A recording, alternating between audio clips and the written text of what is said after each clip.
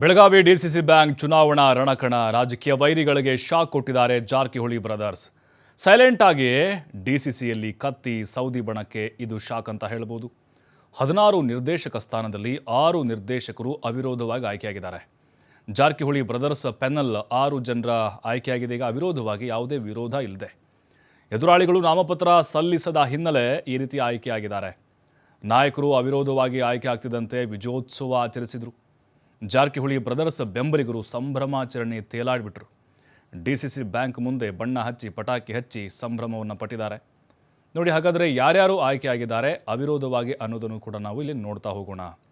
ಚಿಕ್ಕೋಡಿ ತಾಲೂಕಿನಿಂದ ಶಾಸಕ ಗಣೇಶ್ ಹುಕ್ಕೇರಿ ಅವಿರೋಧವಾಗಿ ಆಯ್ಕೆಯಾಗಿದ್ದಾರೆ. ನೋಡಿ, ಚಿಕ್ಕೋಡಿ ಜಾರಕಿಹೊಳಿ ಬ್ರದರ್ಸ್ ಅವರ ಭದ್ರಕೋಟೆ, ಅಂದರೆ ಈಗ ಅಲ್ಲಿ ಕಾಂಗ್ರೆಸ್ MLA ಇದ್ದಾರೆ.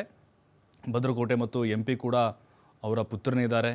ಹಾಗಾಗಿಯೇ ಅದನ್ನು ಯಾವುದೇ ಕಾರಣಕ್ಕೂ ಬಿಟ್ಟುಕೊಡಲ್ಲ ಅನ್ನುವಂಥ ಸಂದೇಶ ಪಾಸ್ ಮಾಡಿದ್ದಾರೆ. ಯರಗಟ್ಟಿ ಕೂಡ ಶಾಸಕ ವಿಶ್ವಾಸ್ ವೈದ್ಯ ಅವರದೇ ಶಾಸಕರು, ಅವರ ಬೆಂಬಲಿಗರು, ಅವರು ಕೂಡ ಗೆದ್ದು ಬೀಗಿದ್ದಾರೆ. ಮತ್ತು ಬೆಳಗಾವಿ ತಾಲೂಕು ಗ್ರಾಮಾಂತರ, ಈಗೇನು ಲಕ್ಷ್ಮೀ ಹೆಬ್ಬಾಳ್ಕರ್ ಅವ್ರ ಕ್ಷೇತ್ರ ಇದೆ ಅಲ್ಲಿ ರಾಹುಲ್ ಜಾರಕಿಹೊಳಿ, ಇವರು ಸತೀಶ್ ಜಾರಕಿಹೊಳಿ ಪುತ್ರ, ಗೆದ್ದು ಬೀಗಿದ್ದಾರೆ. ಇನ್ನು ಗೋಕಾಕ್ ತಾಲೂಕು, ಗೋಕಾಕ್ ಅಂದರೆ ಅಲ್ಲಿ ಅಮರನಾಥ್ ಜಾರಕಿಹೊಳಿ ಅಂದರೆ ರಮೇಶ್ ಜಾರಕಿಹೊಳಿ ಪುತ್ರ, ಅವ್ರದ್ದು ಕೂಡ ಭದ್ರಕೋಟೆ. ಹಾಗಾಗಿ ಅದನ್ನು ಬಿಟ್ಕೊಡೋ ಮಾತೇ ಇಲ್ಲ ಅಂತ ಈ ಸಂದೇಶ ಬಂದಿದೆ. ಹಾಗೆ ಮೂಡಲಗಿ ತಾಲೂಕಿನಿಂದ ನೀಲಕಂಠ ಕಪ್ಪಲಗುದ್ದಿ ಇವರು ಆಯ್ಕೆಯಾಗಿದ್ದಾರೆ. ಒಟ್ಟು 16 ಕ್ಷೇತ್ರಗಳಿದ್ದಾವೆ DCC ಬ್ಯಾಂಕ್ನಲ್ಲಿ ನಿರ್ದೇಶಕರದ್ದು. ಅದರಲ್ಲಿ 6 ಅವಿರೋಧ ಆಯ್ಕೆ ಆಗಿದೆ. ಇನ್ನು 10 ಇದ್ದಾವೆ. ಅದರಲ್ಲಿ ಯಾರೆಲ್ಲ ಗೆದ್ದು ಬೀಗ್ತಾರೆ ಅನ್ನೋದು ಬಹಳ ಕುತೂಹಲ ಇದೆ.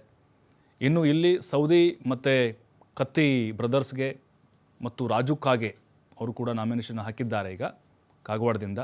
ಹಾಗಾಗಿ ಅವರೆಲ್ಲರಿಗೂ ಕೂಡ ಆ ಬಣಕ್ಕೆ ಖಂಡಿತವಾಗ್ಲೂ ಇದು ದೊಡ್ಡ ಶಾಕ್ ಅಂತ ಹೇಳ್ಬೋದು.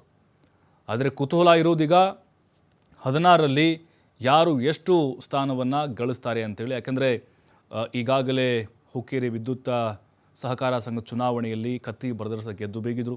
ಅಲ್ಲಿ ಜಾರಕಿಹೊಳಿ ಬ್ರದರ್ಸ್ಗೆ ಹಿನ್ನಡೆಯಾಗಿತ್ತು. ಅಕ್ಟೋಬರ್ 19ಕ್ಕೆ ಚುನಾವಣೆ ಇದೆ. ಬಟ್ 10 ಸ್ಥಾನಗಳ ಫೈನಲ್ ರಿಸಲ್ಟ್ ಏನಾಗುತ್ತೆ ಅದರ ಮೇಲೆ ಜಿಲ್ಲಾ ರಾಜಕಾರಣ ನಿಂತಿದೆ, ಪ್ರತಿಷ್ಠೆ ನಿಂತಿದೆ. ಜಾರಕಿಹೊಳಿ ಬ್ರದರ್ಸ್ ಅವರೇ ಗೆದ್ದು ಬೀಗಿ ರಾಜಕಾರಣದ ಮೇಲೆ ಹಿಡಿತವನ್ನು ಸಾಧಿಸ್ತಾರಾ, ನಮ್ಮದೇ ದರ್ಬಾರಿಲಿ ಜಾರಕಿಹೊಳಿ ಬಿಟ್ಟರೆ ಬೇರ್ಯಾರೂ ಇಲ್ಲ ಅನ್ನುವಂಥ ಸಂದೇಶವನ್ನು ರವಾನೆ ಮಾಡ್ತಾರಾ, DCC ಬ್ಯಾಂಕು ಚುಕ್ಕಾಣಿನ ಹಿಡಿತಾರಾ, ಅಥವಾ ಕತ್ತಿ ಏನಿದ್ದಾರೆ ನಿರಂತರ ಒಂದು 34 ವರ್ಷದಿಂದ ಅವರೇ ಆಡಳಿತ ನಡೆಸ್ಕೊಂಡು ಬರ್ತಾಯಿದ್ರು, ಅವ್ರಿಗೆ ಈಗ ಶಾಕನ್ನು ಕೊಟ್ಟು ಮತ್ತೆ ಯಾವ ಸಂದೇಶಗಳನ್ನ ಕೊಡ್ತಾರೆ ಅನ್ನೋದಕ್ಕೆ ಉತ್ತರ ಸಿಗಲಿದೆ ನಮಗೆ.